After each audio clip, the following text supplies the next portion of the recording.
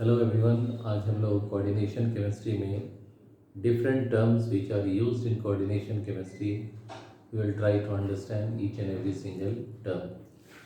तो coordination chemistry में हम लोग जानते हैं कोऑर्डिनेट कॉम्प्लेक्स फॉर्म होता है, जिसको हम लोग कोऑर्डिनेशन कॉम्प्लेक्स भी कहते हैं। और ये कोऑर्डिनेट बॉन्ड लिगेंड के डोनर साइड और सेंट्रल मेटल एटम के बीच में बनता है। इसलिए कोऑर्डिनेट कॉम्प्लेक्स को लिगेंड मेटल बॉन्डिंग के द्वारा दिखाया जाता है।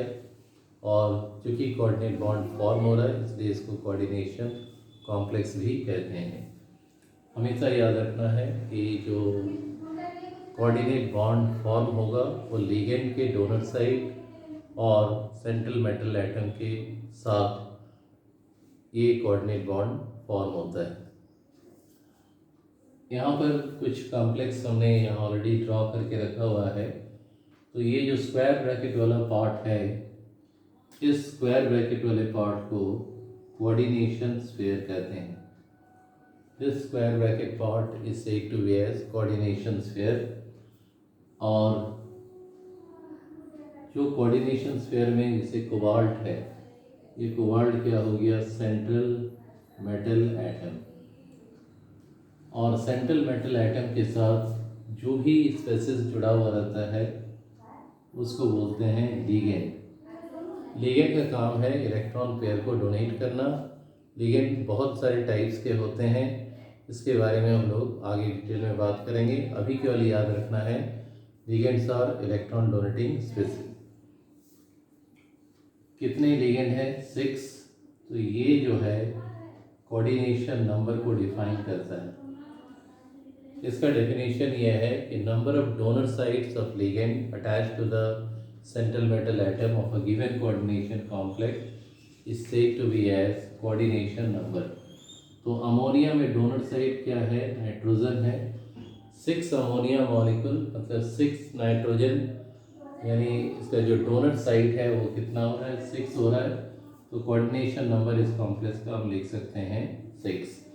कोऑर्डिनेशन नंबर का सबसे बड़ा इम्पॉर्टेंस है कि by the help of coordination number we can draw the geometry of the complex. Coordination number 6 आने पर ऑक्टाहेड्रल स्ट्रक्चर होता है और हाइब्रिडाइजेशन sp3d2 भी हो सकता है और d2sp3 भी हो सकता है।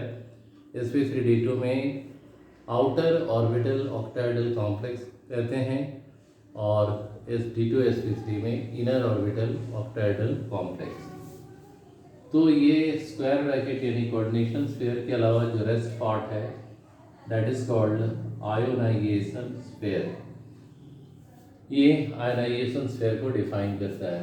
और ये आयोनाइजेशन स्फीयर में जितने भी एटम प्रेजेंट होंगे, जैसे क्लोरीन के 3 एटम हैं, तो ये जो है ये इसको हम लोग कहते हैं काउंटर आयन।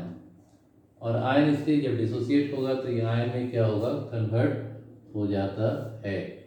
इसको इस तरीके से देख सकते हैं कि अगर ये डिसोसिएट हुआ एक्वस मीडियम में तो ये CO NH3 whole 6 3 plus 3Cl minus hydrated form में एग्जिस्ट करता है। तो ये जो 3Cl माइनस आयन जनरेट हुआ इसी को हम कहते हैं काउंटर आयन।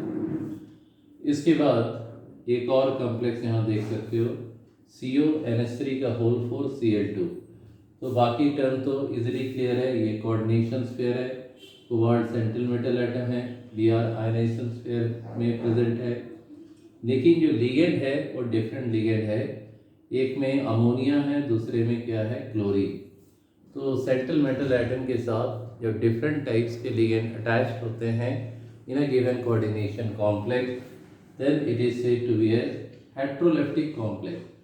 तो अगर ये हेट्रो है तो ऊपर वाला कॉम्प्लेक्स क्या हो गया? होमोलेप्टिक कॉम्प्लेक्स, क्योंकि सारे लिगेंड्स क्या हैं? आइडेंटिकल है। और इसमें coordination sphere left hand side में है, इसलिए इसको हम लोग कह सकते हैं कैटायनिक कॉम्प्लेक्स या कैटायन पार्ट क्या हो रहा है? कॉम्प्लेक्स हो रहा है। ठीक उसी तरीके से एनायनिक कॉम्प्लेक्स जो कोऑर्डिनेशन स्फीयर होगा वो राइट साइड में रखेगा, और ये क्या हो गया आयोनाइजेशन स्फीयर शॉर्ट में, और ये पूरा क्या हो गया कोऑर्डिनेशन स्फीयर। Fe क्या है सेंट्रल मेटल एटम, Cn क्या हो गया, Cn को हम यहाँ लिगेंड कहेंगे। और जैसा कि हमने कहा था लिगेंड कई टाइप के होते हैं, तो Cn माइनस ये नेगेटिव लिगेंड है, तो इलेक्ट्रॉन रिच स्पीसीज जो इलेक्ट्रॉन को डोनेट करता है to the central metal atom of a given coordination complex से टू बी एज लिगेंड, और इसका कोऑर्डिनेशन नंबर भी क्या है 6 है। और कोऑर्डिनेशन नंबर 6 में हमेशा ऑक्टाइडल स्ट्रक्चर होगा, लेकिन लिगेंड के नेचर पर ये काफ़ी हद तक डिपेंड करता है। यहाँ पर NH3 जो है वो वीक लिगेंड है, तो यहाँ पर जो कॉम्प्लेक्स बनेगा sp3d2 हाइब्रिडाइजेशन को शो करेगा। साइनाइड स्ट्रॉन्ग लिगेंड है तो D2sp3 शो करेगा। तो अब एक और एग्जांपल न्यूट्रल कॉम्प्लेक्स का। न्यूट्रल कॉम्प्लेक्स उसको हम कहते हैं जिसमें केवल कोऑर्डिनेशन स्फीयर रहता है, आयनाइजेशन स्फीयर मिसिंग रहता है, उसको हम न्यूट्रल कॉम्प्लेक्स बोलते हैं। क्योंकि इसको अगर हम डिसोसिएट भी करें तो ये कॉम्प्लेक्स आयन में डिसोसिएट नहीं होगा, क्योंकि only one part is given. और एक और इम्पॉर्टेंट पॉइंट यहाँ पर यह है कि निकेल कार्बोनाइल ग्रुप के साथ अटैच है, तो यहाँ पर कार्बोनाइल ग्रुप जो है पाई एक्सेप्टर लिगेंड इलेक्ट्रॉन को देता भी है और लेता भी है। लिगेंड मेटल कोऑर्डिनेट बॉन्ड भी बनेगा, मेटल लिगेंड कोऑर्डिनेट बॉन्ड भी बनेगा। तो यहाँ पर जो नेट चार्ज है ऑक्सीडेशन स्टेट है सेंट्रल एटम का 0 हो रहा है, और इसीलिए इसको हम कहते हैं न्यूट्रल कॉम्प्लेक्स। अब आते हैं एक और टॉपिक पर, कॉम्प्लेक्स आयन। कॉम्प्लेक्स आयन में क्या है कि कैटायनिक पार्ट और एनायनिक पार्ट को यहाँ पर शो करना है।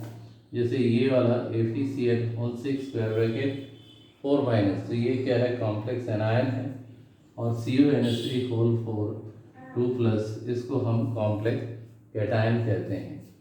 तो आई होप ये टॉपिक अच्छे तरीके से समझ में आ रहा है। इसके बाद हम लोग देखेंगे ब्रिज कॉम्प्लेक्स, और कैसे ब्रिज कॉम्प्लेक्स को हम लोग ड्रॉ करते हैं। पहले इसको आप लोग नोट डाउन करें।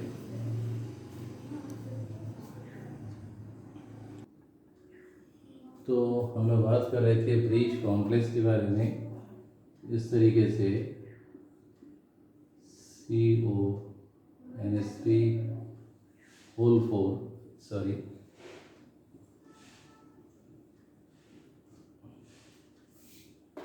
NH3(4)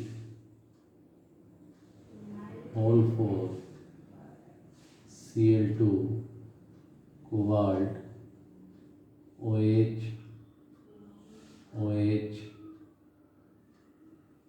CO NH3(4) Cl2 SO4 whole twice. ऐसे कॉम्प्लेक्स अगर दिए गए हैं तो समझ लेना है ये किस तरह का कॉम्प्लेक्स है, ब्रिज कॉम्प्लेक्स है। और ब्रिज इसलिए कि यहाँ पर 2 मेटल है, CO, यहाँ भी क्या है CO मेटल है, और ये OH ग्रुप जो है दोनों को क्या कर रहा है जोड़ रहा है। तो यहाँ पर इसको हम लोग ब्रिज लिगेंड शॉर्ट में लिख रहे हैं BL, ब्रिज लिगेंड कहते हैं। और इस ब्रिजिंग के कारण जो कॉम्प्लेक्स स्ट्रक्चर जनरेट होता है उसको हम क्या बोलते हैं ब्रिज कॉम्प्लेक्स। अब यहाँ पर एक और ध्यान देना है, जो किनारे पे लिगेंड लगे हुए हैं उनको टर्मिनल लिगेंड कहते हैं। तो दोनों साइड में टर्मिनल लिगेंड क्या है सेम। तो अगर ऐसा है तो इस प्रकार के ब्रिज कॉम्प्लेक्स को सिमेट्रिकल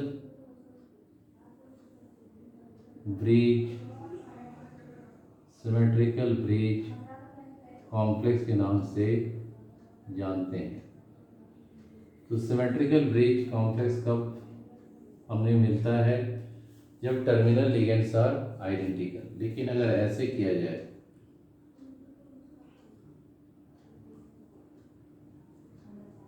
ब्रिज लिगेंड है, ब्रिज लिगेंड का काम अगर हम यहाँ देते हैं NH3 का होल 5Cl और टोटल NH3 क्या है 8 है, 5 इधर आ गया, तो यहाँ Cl इस तरफ HN3 यहाँ 3 होगा और Cl 4 है, तो यहाँ पर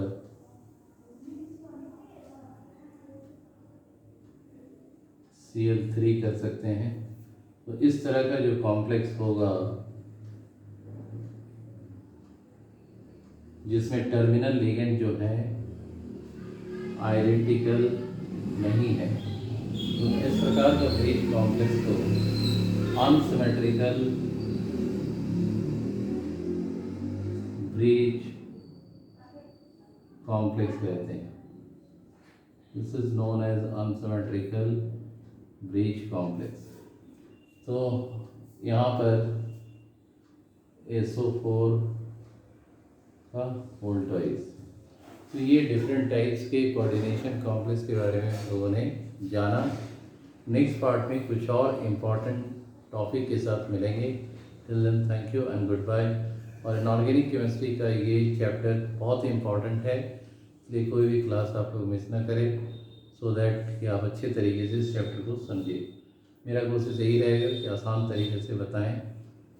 और फाइनली अगर ये लेक्चर अच्छा लगा है तो चैनल को लाइक शेयर और सब्सक्राइब जरूर करें।